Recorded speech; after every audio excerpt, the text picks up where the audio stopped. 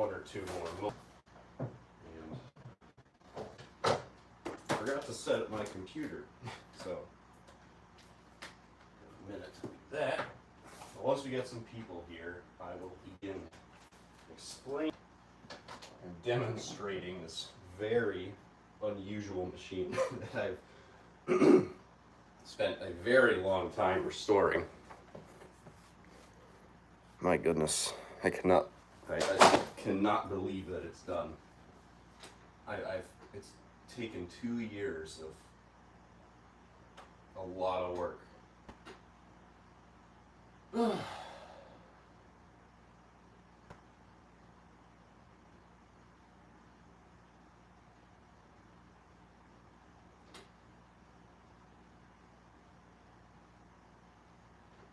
on. All right.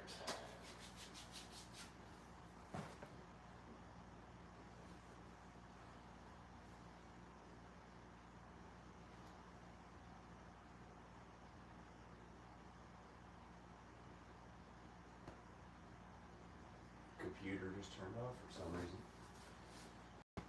reason. Oh, someone's here. I decided to stream this one horizontally because with the YouTube shorts and stuff, I mean, you get more views, but in this case, I care that people actually have a desire to watch this and they found it, you know. So, let's see, we're working?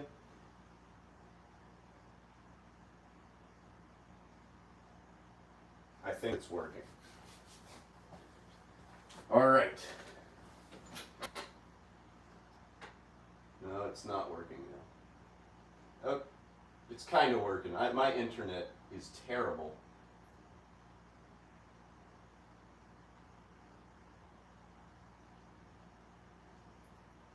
All right, okay.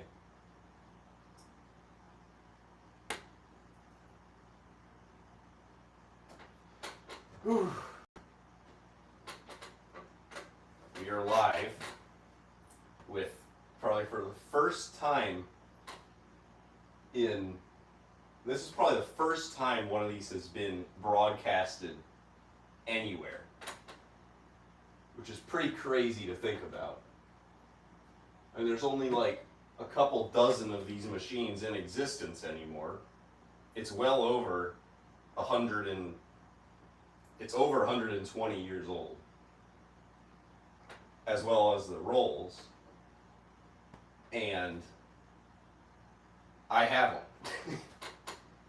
All right, so to the person, I think one person who's here at the moment, you'll probably hear me re-explain a lot of things as more people get to the stream. But this is a 1901, maybe 1902 Simplex piano player. It's a very early push-up style piano player, marketed by Theodore P. Brown in Worcester, I forget how you pronounce it, Massachusetts. And unlike most player pianos, which this has a spring-wound motor to turn the roll instead. And there are 65 little fingers right above the keys that will play them when a hole in the tracker bar is opened up from the rolls. Just like a player piano, except it's more primitive and there's less notes. And the controls are very limited. You have this crank here, which winds the spring to turn the roll. This lever serves a dual purpose. Moving it up to this point will adjust the speed, the tempo of the music, and then pushing it all the way over to the right will put it in rewind. And then you have to shove it all the way back over again to put it back into play. So it's very like, this is one of the first that they ever made. An already early machine concept. This is an early model of even that. So, it looks like we have some people watching now. Hello, it's it's the Noise 50s. Yeah, and some other interesting names, but whatever. I'll ignore that for now. First roll we're going to be playing is called the Picador March by Sousa. He's the guy who wrote Stars and Stripes Forever, El Capitan. He was a very popular march composer. He is well known for his marches. All right, here we go. Live for the first time in history, the Simplex piano player.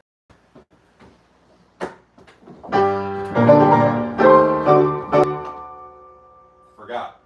This is the sustain pedal. I gotta restart it now. And this door actually blocks the mechanical noise. The roll is actually very loud, despite what you think. Okay, here we go.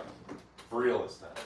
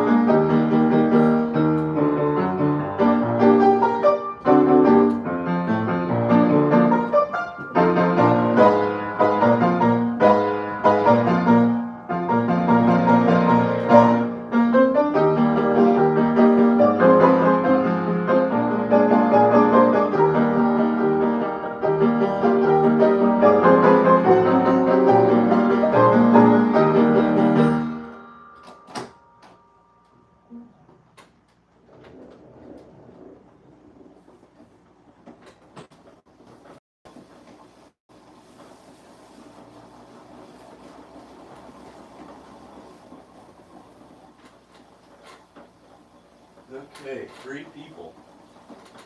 This is a more, this stream does have a more private audience than most of my other ones do. But it's good I have, well, it says 3, but I'm one of them because I'm watching the stream on the computer. So I got 2 people watching. And if I can even share this with 2 people, that makes it worth it for me, you know? Because this has just been an insane project. Alright, this is probably the rarest roll that I own, honestly. This is the Simplex piano player version of the Maple Leaf Rag by Scott Joplin. This rolls from about 1904, so it's only 5 years after it was originally written.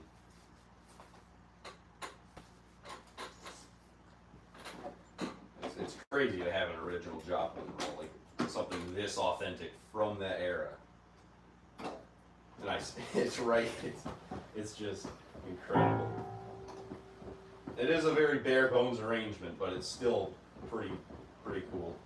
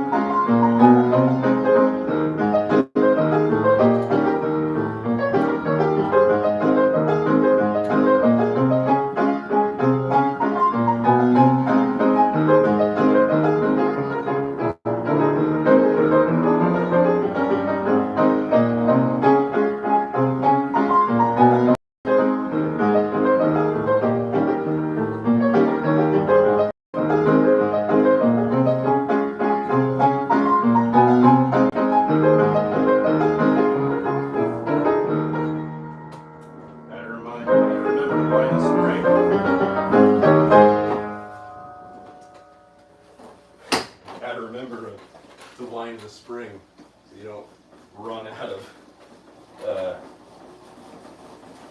tension, roll, moving, I guess.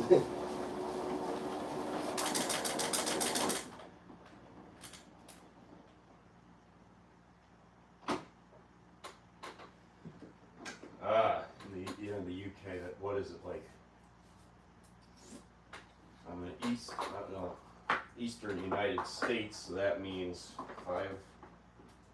Yeah, I don't know exactly what time it is for you, my friend, but get some sleep, because I've been up way too late working on these kinds of things, and then the next day is pretty rough. But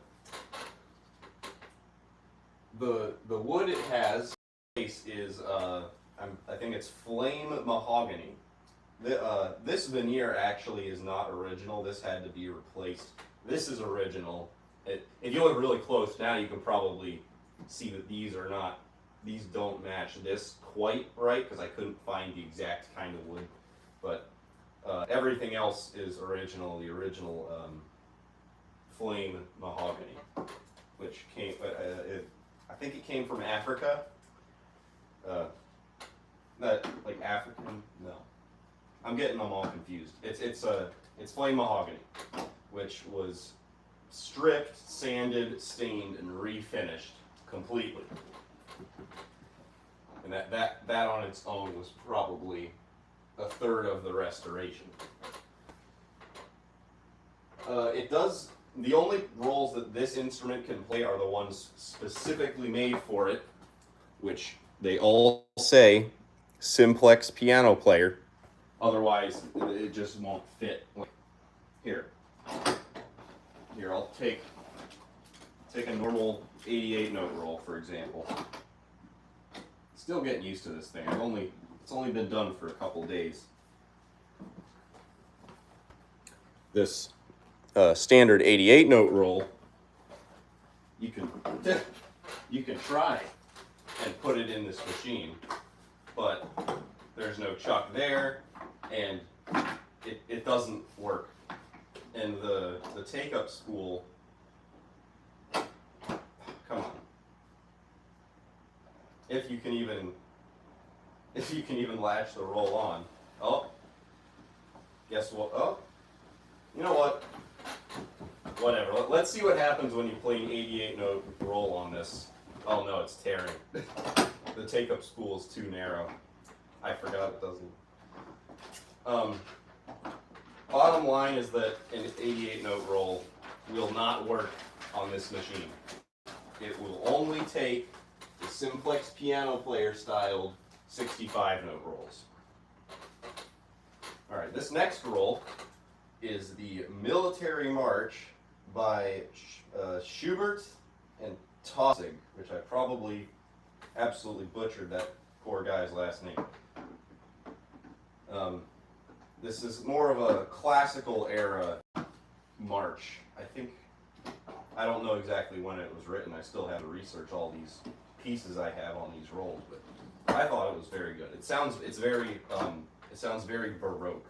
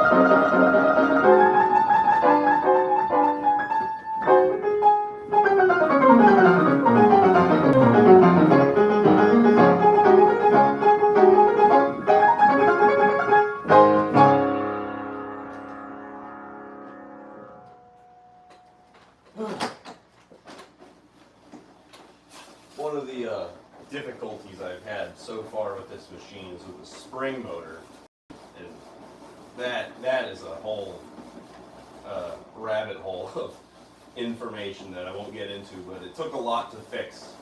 And sometimes it doesn't do exactly what I want it to do. Like it seems to stall at the end of long rolls. I bet it's the angle of the paper.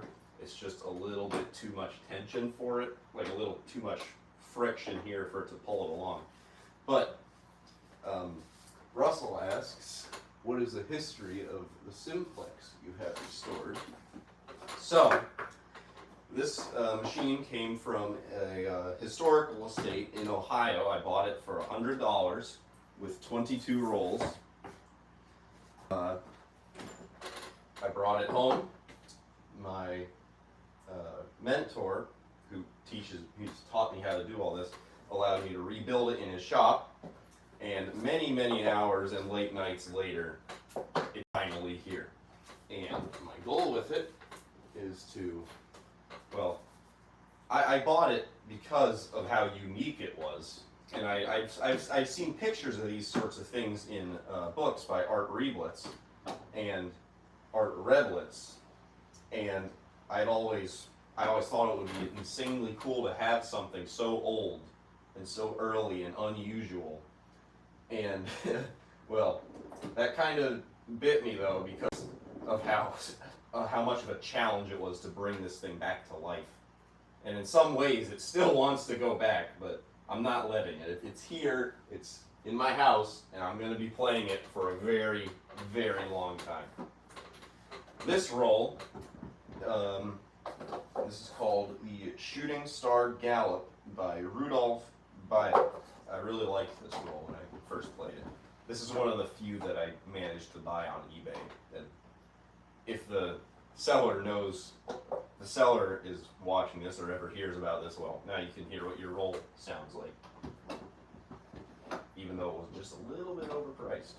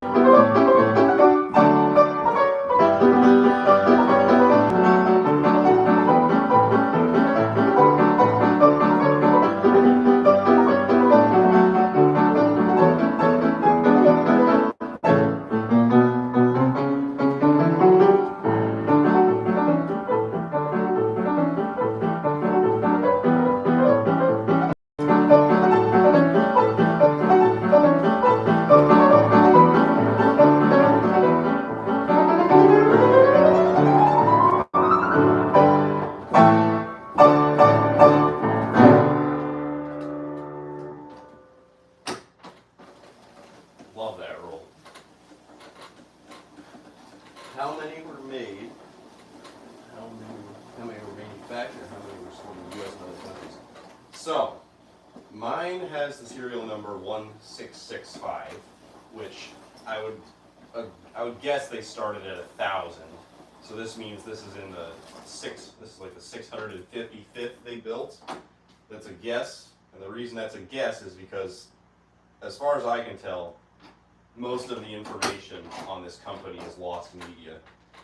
The Theodore P. Brown, they were around until about, they made a lot of square grands in the 1800s, which they discontinued about 1890, and then in 1899 they marketed the Simplex piano player, which later on in the industry became the Simplex player piano, which is the player design with the unit valves and bellows in one piece. And everyone knows about those, but when I tell someone about a Simplex piano player like this, they think I'm talking about the player piano, the really common thing. But you know, they've never heard of this because everything about the company is just gone. I searched internet forums, I looked up books, all kinds of things. I've tried to find other instruments they made, like their upright pianos or square pianos, and I just can't. If anyone knows of any, I'd love to hear about that. But at the moment, this is really all I have. Well, I have a player piano up in the garage that's a later version of this, but they squeezed this player system into a piano. And the one I have, I think, is some sort of weird prototype that they made, or it's one of the few that were made because it was obsolete shortly after it was built. It's basically a later version of this, but functionally about the same, except it does have an air motor, but with a fly ball governor. It's one of those weird hybrids. Thank you, Lewis.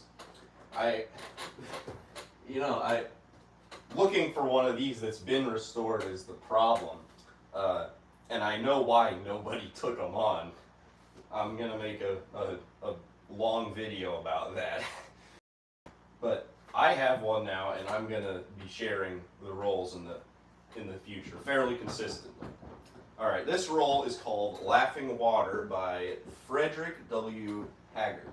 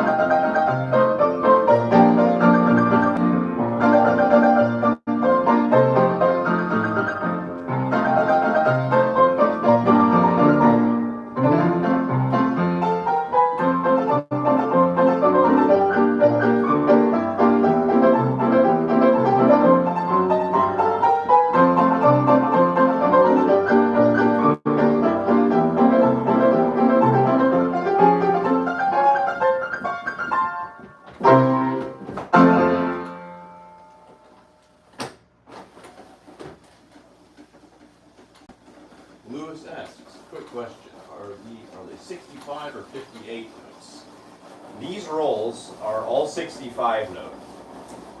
The only unique thing about them is that they're an eighth of an inch narrower than normal 65 note rolls, which means this cannot play anything except these Simplex rolls, which is cool but very annoying for someone who doesn't have many rolls for one of these. But thankfully, I have about 100, which I'm very blessed with.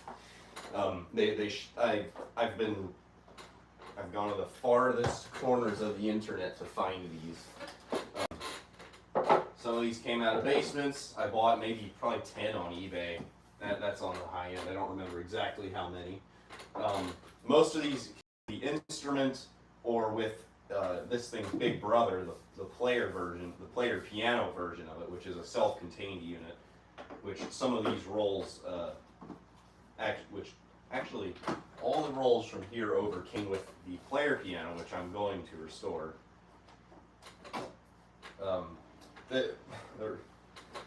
This thing was. Oh.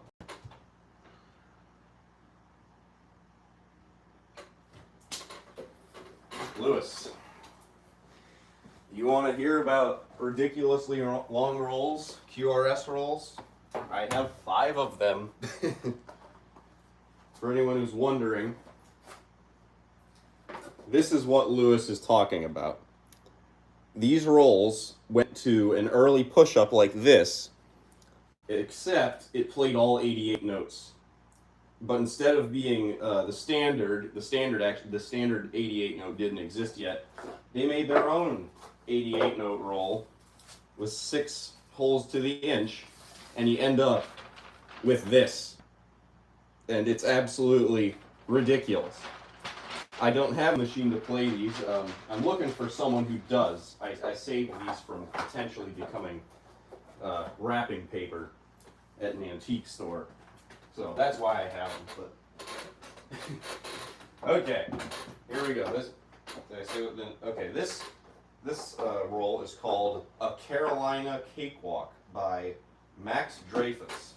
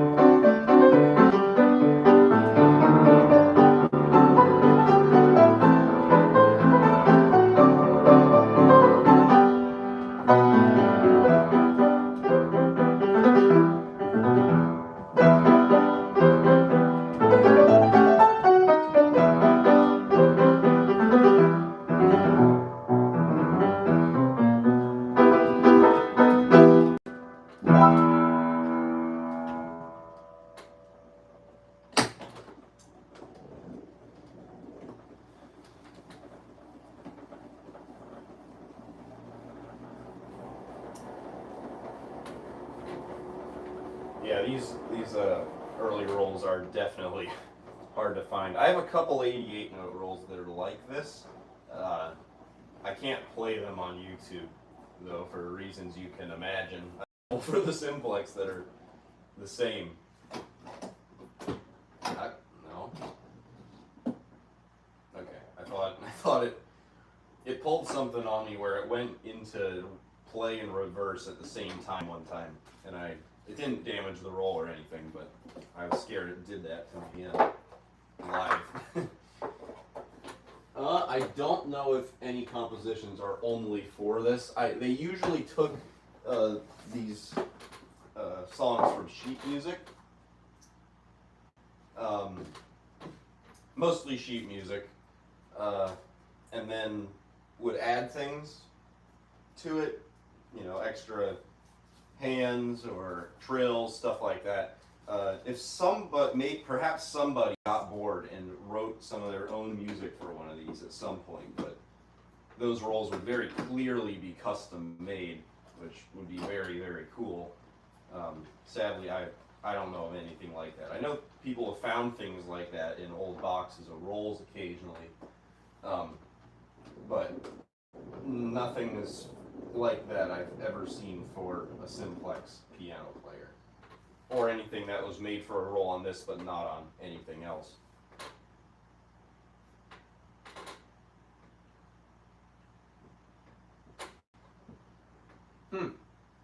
Rare roll exclusive.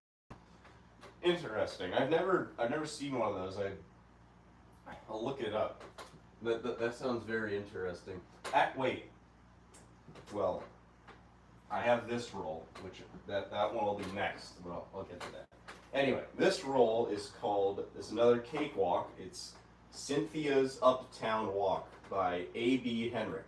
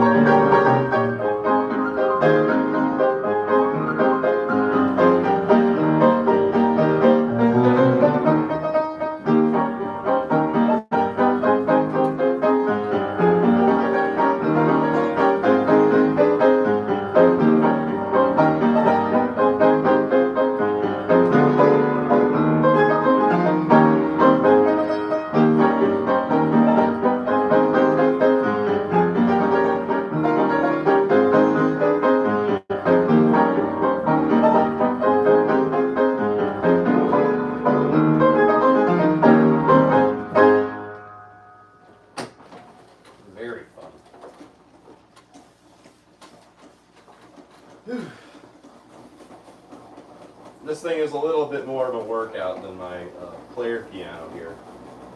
That's part. Now I know I didn't. This was actually my first full restoration of anything. So there are a couple things in here that I think could have been done a little bit better. Of course, you can always say that, but I think I did a pretty good job rebuilding this. It's also because of the design. The valve system is very, and the bellows are very inefficient. They use a lot more suction than a normal player would use. Even though there's less notes, all the components are like 2 or 3 times the size of a normal player, so a lot more air gets used up. And this thing doesn't have a very large reservoir, so you have to keep feeding it. But you can keep up with it pretty easily. It's just a little, it's different. It's a little bit different than a normal player. This is I'll show here. This roll is actually very interesting. This is the only one I've ever seen that was like this. It's a universal roll made for the Simplex piano player. It's called Mr. Dooley. It's a medley polka and 2-step. It's like another cakewalk, but it's in the wrong box. This is for a roll that was made by the Perforated Music Company in Orange, New Jersey, who made the what? I don't remember the names of their rolls, but they made generally fairly cheap rolls in the 20s. But their early rolls, like it was like perfection. They had a line of rolls that they made for the Simplex, which I thought was pretty cool. But this roll was in the box, so don't know the story on that one.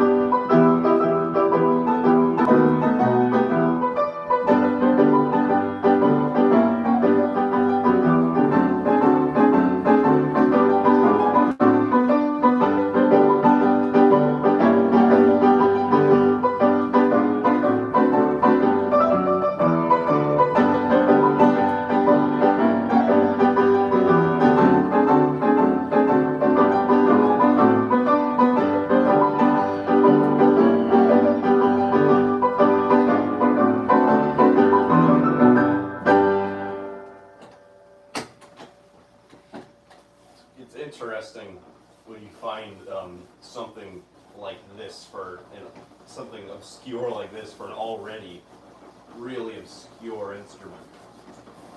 And what's crazy is that someone I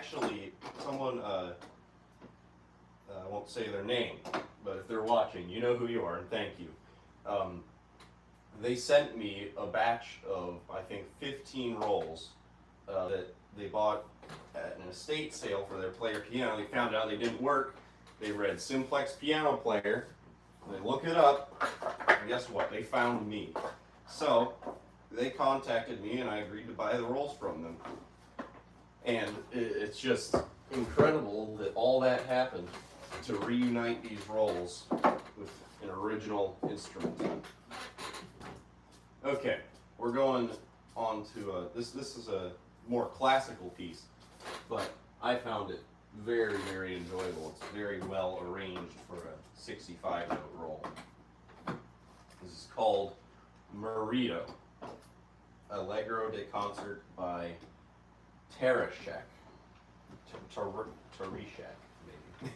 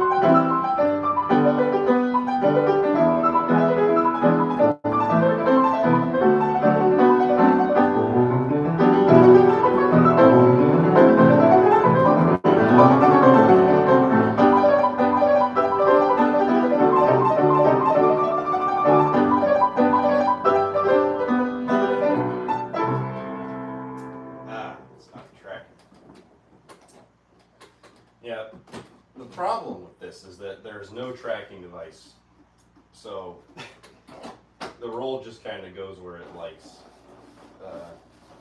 Let's try that again.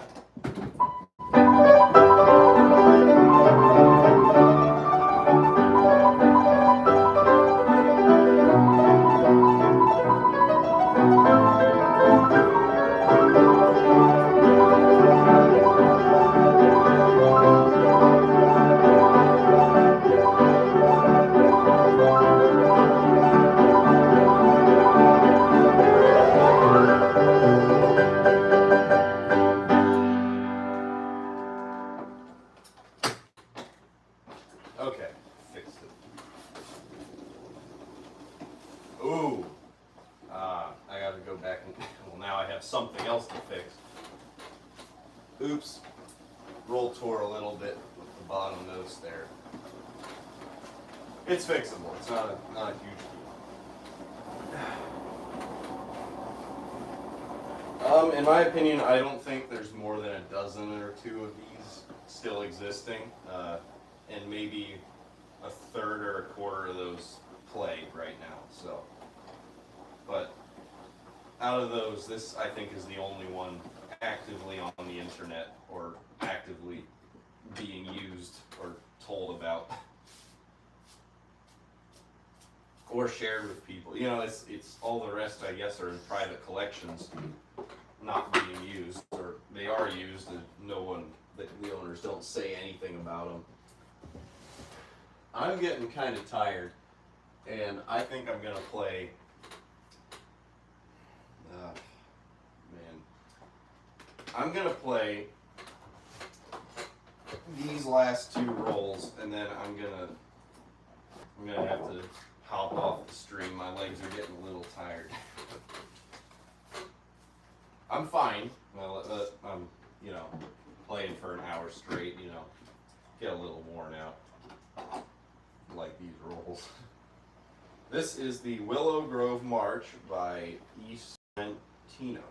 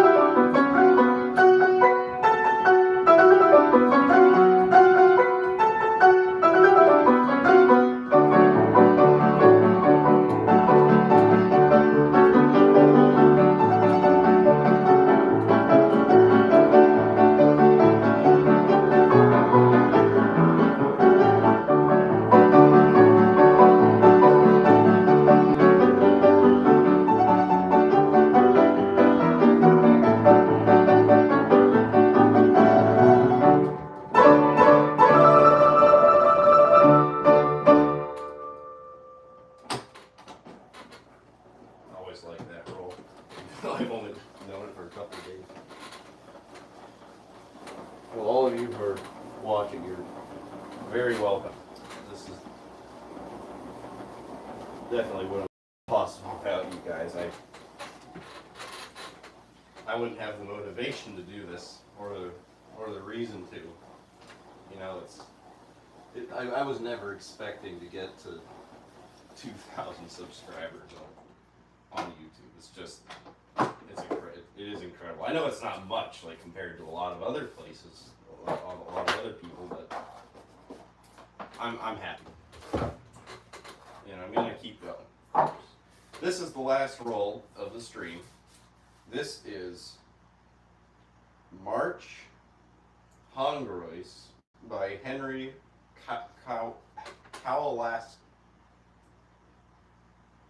Kowalski. Henry Kowalski. I was mixing the letters around there for a second.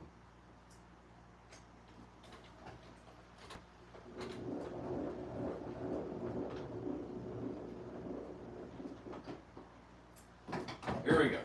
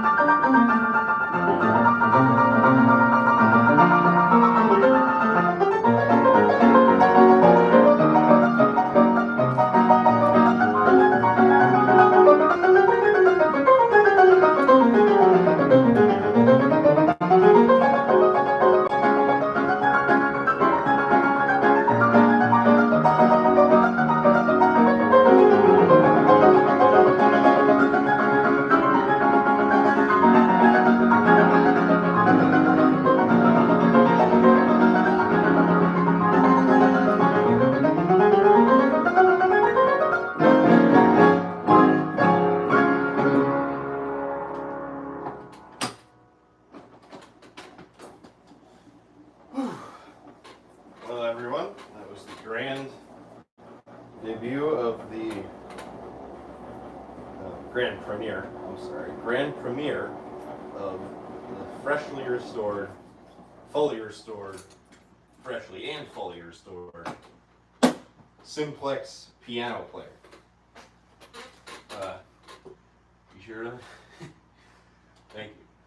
Be sure to subscribe to the channel. You'll see more videos of this and a very long, hopefully not boring video on the restoration of this machine.